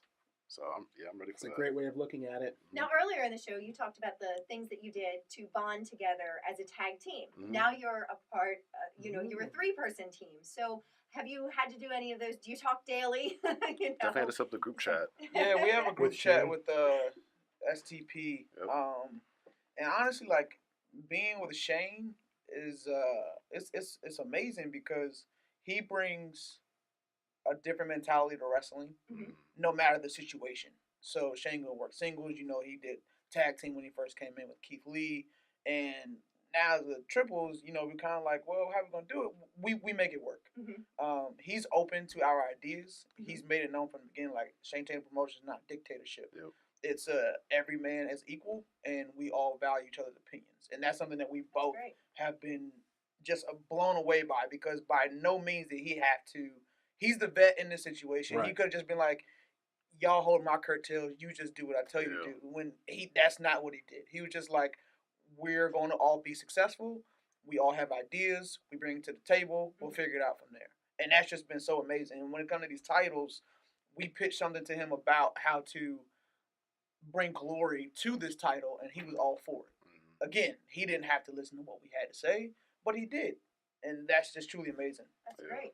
That's great. It's also great that you were partnered up with him, a former ROH TV champion. Like, he's gone from one gold to another gold, which means that if you do the math, he's probably going to go on to future gold, which means that this is elevating y'all's game in the whole echelon of Ring of Honor. The winner's circle, if you will.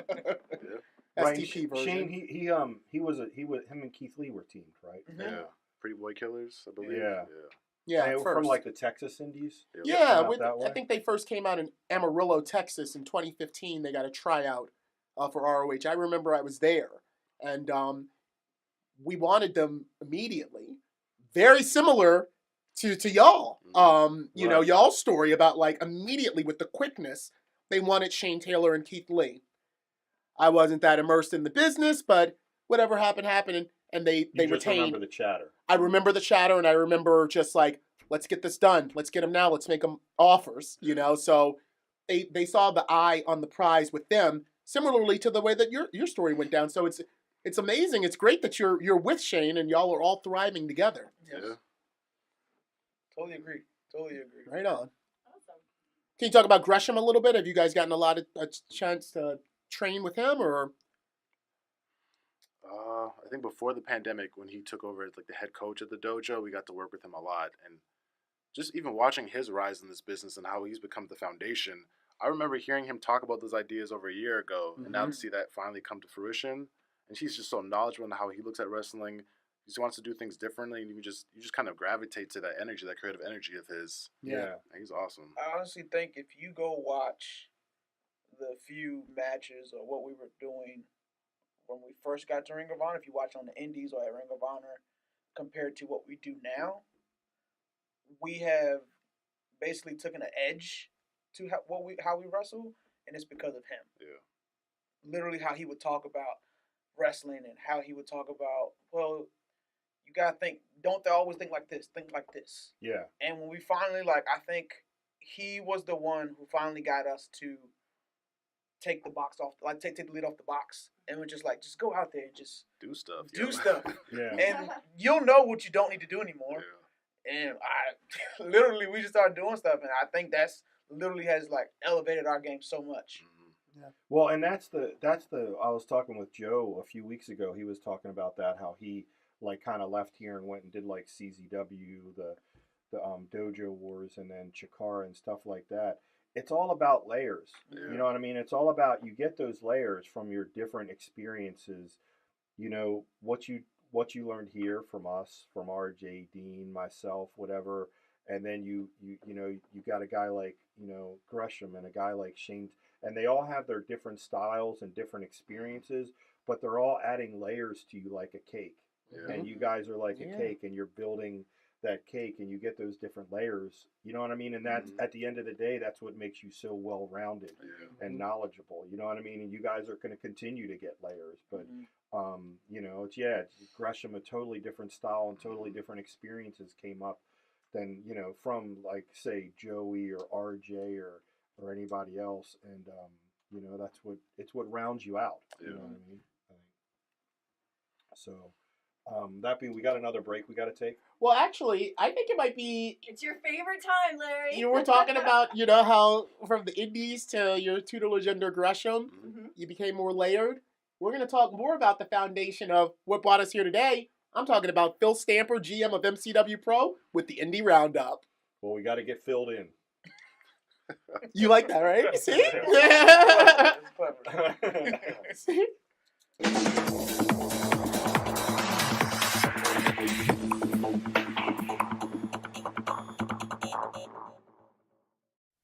Hey everyone, good to see you. My name's Phil Stamper. It's time for another Independent Wrestling Roundup. I know it's only been a week, but it feels like it's been so much longer between winter storms, COVID issues, all sorts of fun, great things that have been out there. A lot of events ended up being canceled this past week due to things that are going on right now, so hopefully this coming week will look a lot better.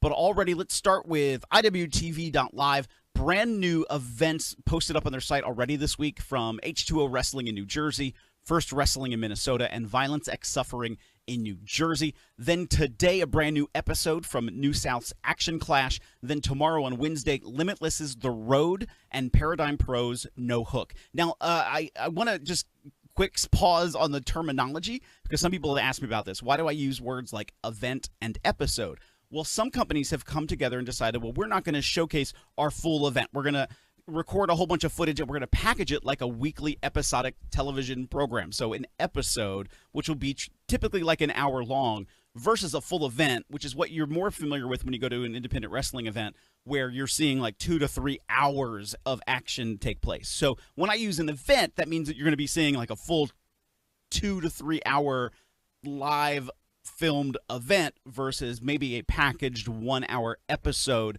from a company. So that's the difference between an event and an episode as I use it.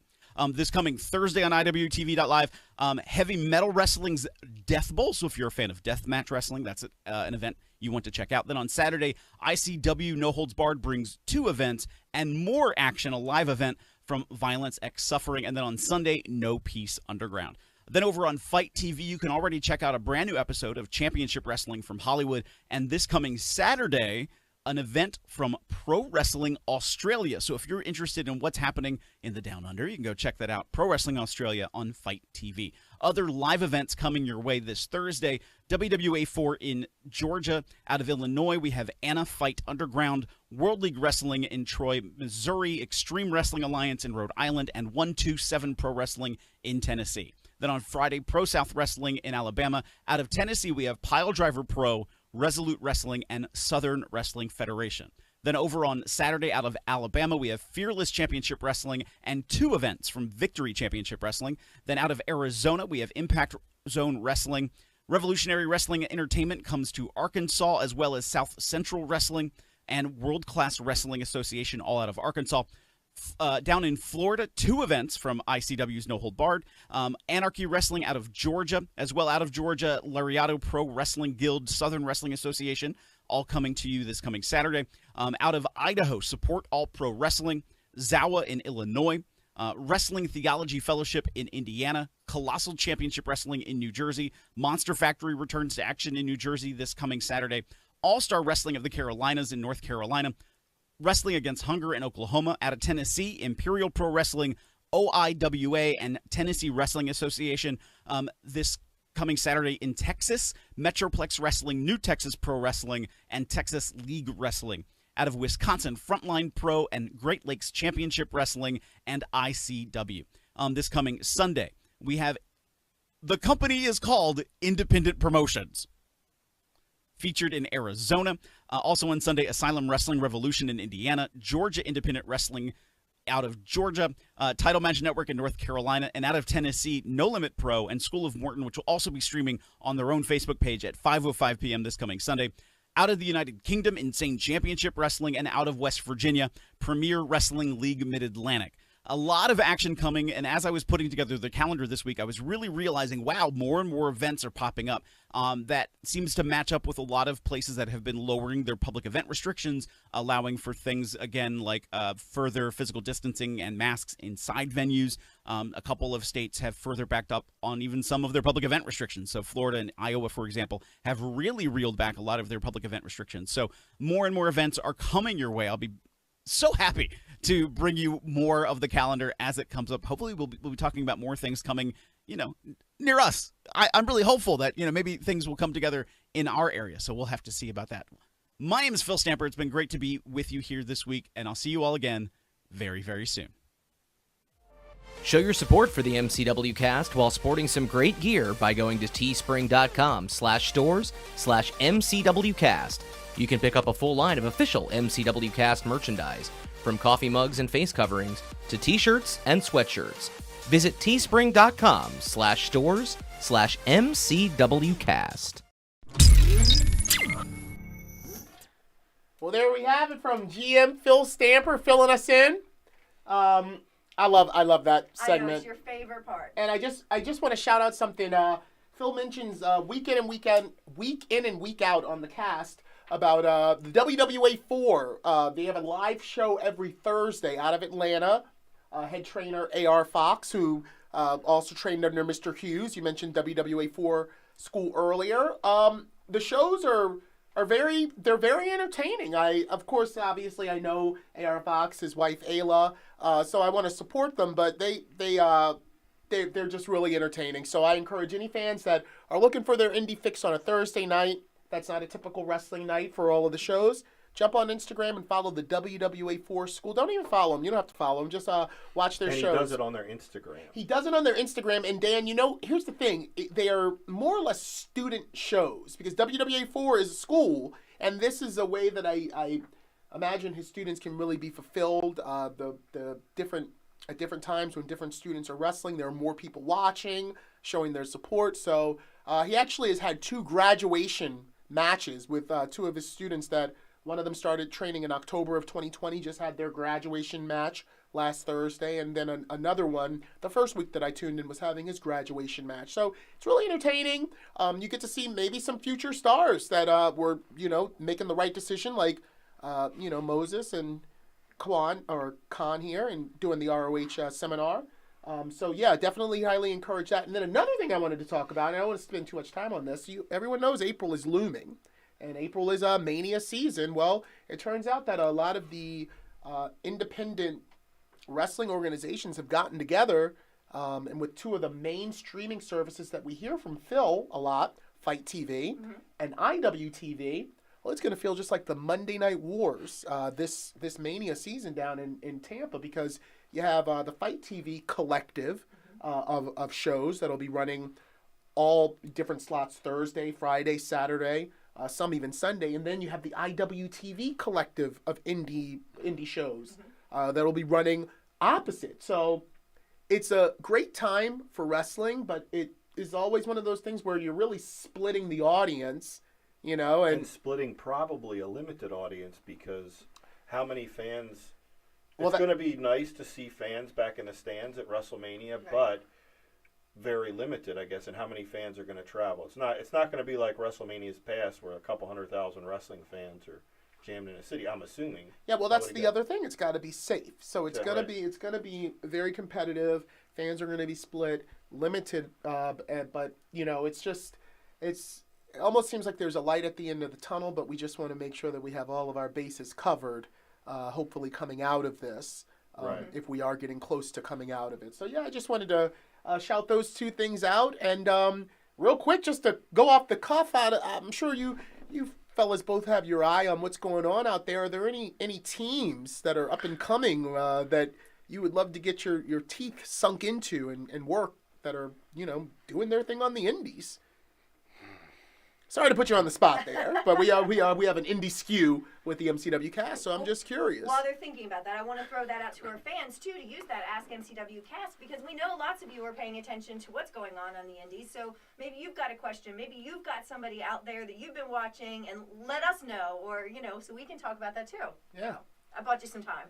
There you go. We welcome any and all competition. Yeah. Good answer. And we will travel for competition. Best believe. Right on. Now, there is a team that I wished we could have worked before they decided to go their own way. It was Gymnasty Boys. Oh my gosh, that would have been a match. I truly believe that would have been a great match. White Mike and Timmy Lou Retton. Listen. Who is that? Dan. I mean, I've heard that name, but I didn't follow. Did they get signed somewhere? Well, White Mike wanted his wife. They have a child, family. Traveling and humping these roads and selling shirts and all of that. Family first. So they just kind of split. Yeah, and Timmy Lou's on his own right now. But that's interesting to hear, and I would love to see that contest actually. Yeah. The Gymnasties versus the SOS. They were on the Indies, I guess. Mm-hmm. Yeah. I wouldn't mind seeing you guys tangle with a private party, honestly, just for the size, the look of that fight with, big brolic, big guys, kind of slim, high flyers. Yeah. I know it probably can't come to be, but you never know in this day and age. You turn on TV and these guys are over on that show and these guys are over on that show, so who knows? Hopefully. Yeah, absolutely. Yeah. One day it'll happen. Right on. Well, we'll be looking forward to that day. And on behalf of everyone here at the MCW Cast, we really want to thank you for joining us. Yes. Thank you. Thank you so much. Honoring us with the gold, bringing us the Ring of Honor 6-man Tag Team Champions. That's a feather in our cap for a brand new cast to have you on here to talk. Appreciate it. Thank you so much. Yeah, thanks, guys. Thank you. you. Thanks for all you guys have done, and because it goes both ways, just not us getting opportunities for you, but one of the things for me is a trainer, mentor, promoter. The most I get out of things and what means the world to me is when you guys and girls leave and never forget where they came from, and you guys haven't. And for me, I appreciate that you guys, you're two guys that you don't forget, and I appreciate that. It means the world to me and Dennis and everybody from the promotion and the school that you guys remember where your roots are. Yes, sir. So, all right. Thanks. Yeah, thank you you. so much. Appreciate Thank it. you. Yeah. All right, we'll be right back then.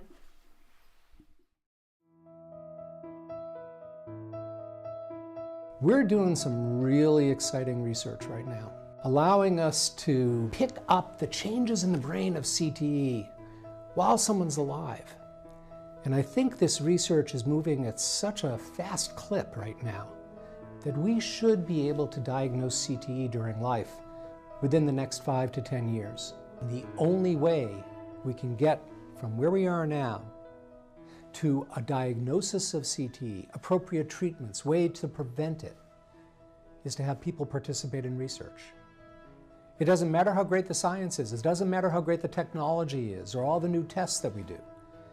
If we don't have people participate in research, we can't test them out. We can't come up with the answers. We need people to participate in research. And it's not just for us. For the researchers, it's not just going to help the science, it's also great for people to participate for themselves. It provides a sense of hope. It also allows someone to not feel alone, because being part of a research study means that you're part of a group of people who may be going through the same thing. And there's many studies out there for all different people. Just need to look on the CLF webpage and you can see all the different studies. All of them need participation. So I beg you, sign up, volunteer, do your part to help us come up with the answers.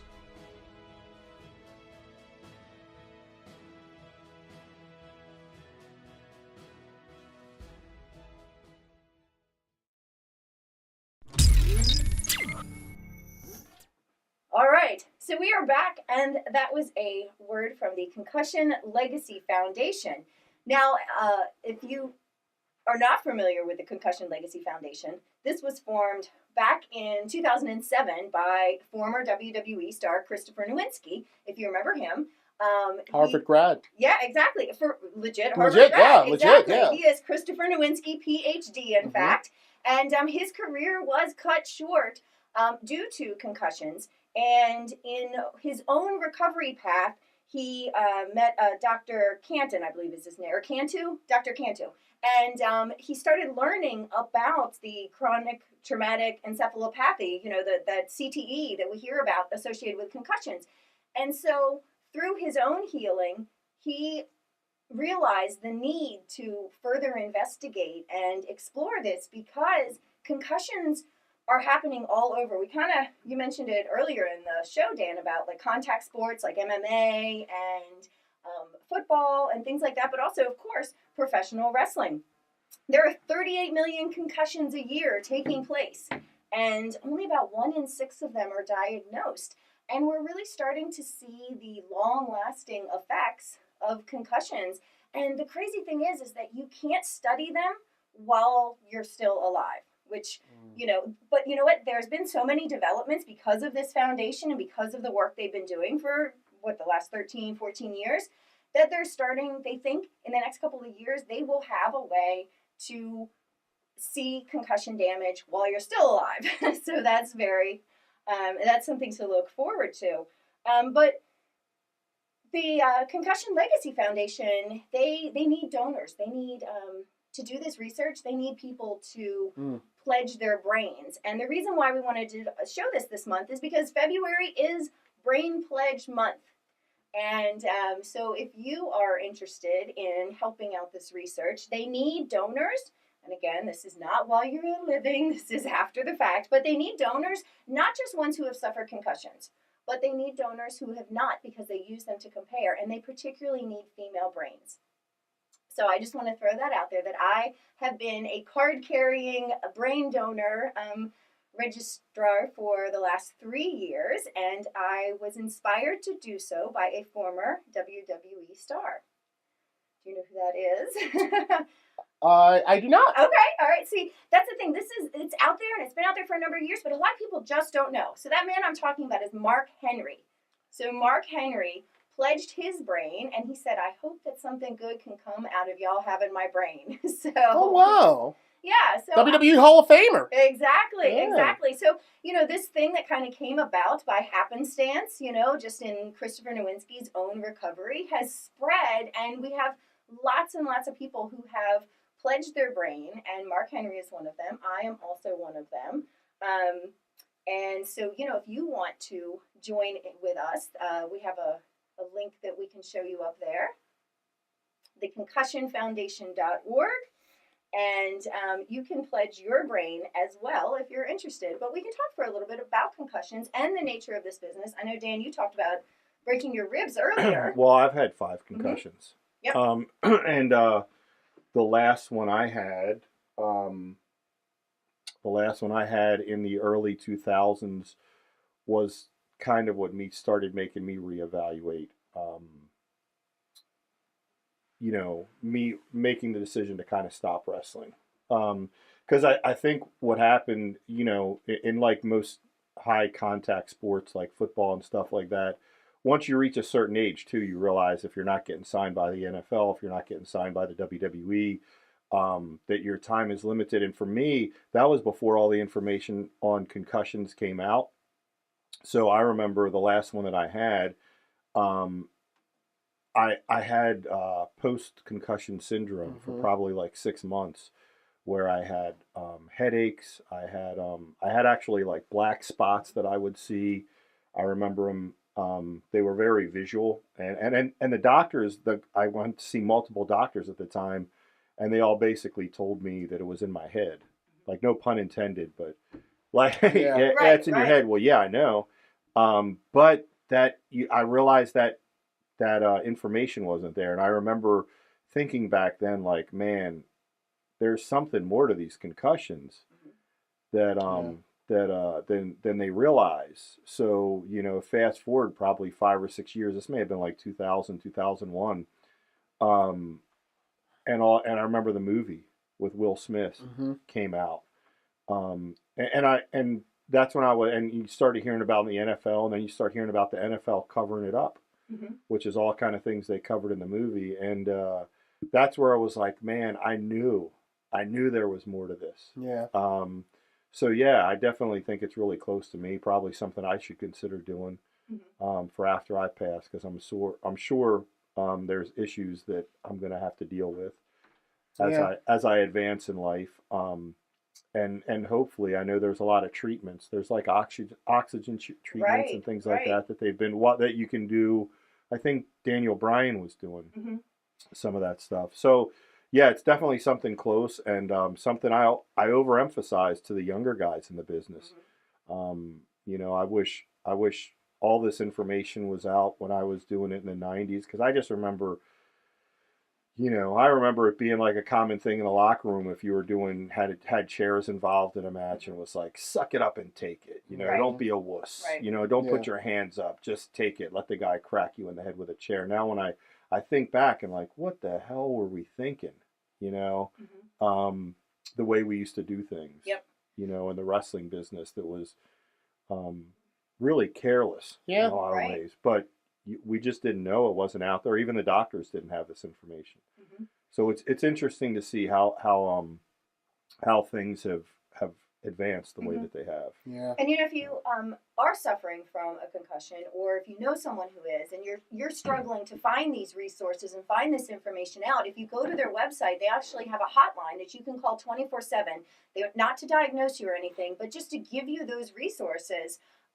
You know, to say you might be at a doctor who it doesn't specialize in concussions or anything, and they've got the resources that they've been pooling together, and you can tap into that, and they're available 24/7 to chat or email with you. So I think that just getting that publicity out there and letting people know, you know, a lot of people didn't realize the long-lasting effects of concussions, and even worse, the impact of repeated concussions. I know I've had 6 myself. I started in high school. I got my first concussion as a cheerleader. I got dropped on the floor. I was up on a pyramid, fell backwards, got my first concussion then. Got a couple here, one here. The rest were all outside of wrestling. I got one here, not wrestling related. It was the night that RJ went through the stage, actually, if you remember that one with Sean Studd. I was under the stage earlier, and I sat up, banged my head, thought I was okay. Don't remember anything for about 45 minutes. Got checked out, was told by, you know, whoever was on site that I did likely have a concussion. Didn't think anything of it. Next day, went to the gym, start throwing up, got a blinding headache. I kid you not, I was in a fog for a month straight. I couldn't look at the computer screen anymore. And that was like my aha moment too, where I was like, oh, crap. You know, like I've had a couple of these, you know, from just being involved in sports and doing other things, and I was like, this is starting to take effect. And that's, you know, that is what my catalyst was for trying to find out more information as well, and trying to educate people, and trying to, you know, if some good can come from whatever garbled mess is left in there, then, you know, more power to them. But it's also something we talk about with all the students that walk through the door. We go through concussion training protocol, how to screen for it. All of our students have to be aware and sign a paper saying that they will report any suspected concussions right away. So for having been around for 20 plus years, I can see how it's something now we talk about, whereas like you were saying, you just didn't talk about it. Like you just sucked it up, took your chair shot, and, you know, hoped you could make it home and everything. So, you know, that's one of the perils of this business. And I am happy that we are moving in a public facing direction so that more people don't have to suffer like that. Yeah, and it's I think like you're saying too, after you get multiple is, you know, after several is probably where you start have to have those, like you said, where you know, it bothered you for like a month. And that's where you kind of know. And for me, that's even then, this was 2000, 2001, the information wasn't there, but I started pulling myself out of the ring. I started reducing the matches just because I knew. Like I knew my gut was telling me like something's not right. Like these doctors they don't know something, or something's not right. You know? So but it's good that information's there now, and going forward, hopefully we can, you know. Yeah, and you know, no two concussions are the same. Right. So like I was saying, I've had a few. At least 3 of them were undiagnosed. You know, it was the doctor said, yeah, you probably have a concussion. They were mild, no symptoms, no big deal, right? But then you go and you get that next big one, and all of a sudden, oh wow, you know, what's this doing? So so I highly encourage any of our listeners, you know, if you want to be part of the solution there, check out the Concussion Foundation, and thank you to Christopher Nowinski for putting that out there. He'd be a great guest for the show. I'd love to get him. That's what we had talked Yeah. about. But I wanted to get that out there because it is Brain Pledge Month. So, you know, you still got a week or so left in February to take advantage of that. Well, thank you for that, What was Tara. his name again? Right. No, it was a joke. Oh, I'm like, what? I didn't answer you. I thought it was like you just Yeah, said you're it, you know? I did. You got You us, doubled man. the rib. You Yeah. doubled the rib. What's I his name didn't again? answer. I knew you were going to set me up for that. So. Well, it's all in good fun. Thank you for that information. You definitely educated me. I didn't even know that February was Brain Pledge Month, and now I There do. you go. I think at this point, episode 6, we might as well take it on home. Yep, That's time right, to well- go home. And Larry, I'd like to make a special request on behalf of one of our, we're not there yet though, but before we take it home, are there any other topics any of you wanted to hit on before we say goodbye to our fans this week? Not really. I mean, I saw some interesting things. Just want to shout out Apollo Crews, made the big heel turn. He is now officially a bad guy. Came up with Apollo when he was Uha Nation. Just been watching his career thrive and flourish, and I'm really looking forward to whatever the future holds for him in the WWE, possibly facing Big E for the championship. And I just wanted to shout that out. Last Friday's SmackDown edition, I was it's like taking me back to being a kid again, seeing one of my friends really thrive and do something good. So, way to go, Apollo. Great. All right. Now, Larry, on behalf of one of our most loyal fans, Dan Garrett, I would like you to take us out in a special way that only you can do. Okay, how? Oh! Before we end the MCW cast officially, it is my duty here in this lovely studio, before we go any further, to point out our designated fire exits. With that said, there's one door in and one door out. In the event of a fire, we all need to walk. Do not run to the one and only fire exit. All right, we'll see you next week. Watch hundreds of hours of MCW Pro Wrestling action at MCWRageTV.com. That's MCWRageTV.com.